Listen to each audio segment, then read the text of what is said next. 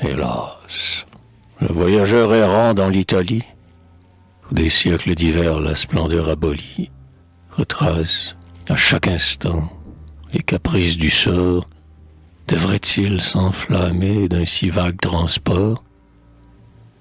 Quand je pourrais moi seul délivrer cette Grèce, retarderais-je aussi sa seconde vieillesse, qui doit un peu plus tard augmenter les débris dont ses bras dégagés sont encore meurtris? L'homme, en effet, vaut-il la peine qu'on se donne pour lui rendre ses droits qu'elle lui-même abandonne dans une sphère étroite et qu'il ne peut quitter? Pour n'avancer jamais, on le voit s'agiter, semblable dans sa marche, ou plus vive ou plus lente, à ce captif qu'enferme une cage roulante, et qui du même point partant, pour repartir, change de mouvement, sans pouvoir en sortir. Un peuple est-il conquis, dégradé sous la chaîne? Il souffre, et sur ses mots, en silence se traîne.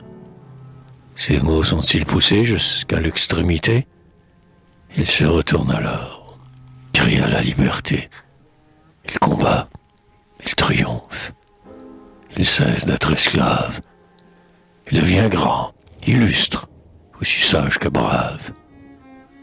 Qu'arrive-t-il? Bientôt il devient conquérant, et d'opprimé qu'il fut, oppresseur et tyran, jusqu'au jour où du sort, la roue aventurière le fera de nouveau rentrer dans la poussière, laissant pour héritage à la postérité des leçons dont jamais elle n'a profité.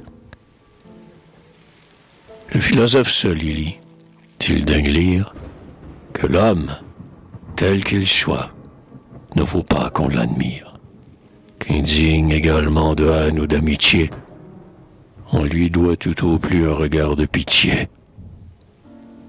Que m'est-il donc besoin, moi qu'instruisit l'histoire, d'inscrire un nom banal au livre de la gloire et de sacrifier mon repos et mes jours pour une liberté que nous perdrons toujours?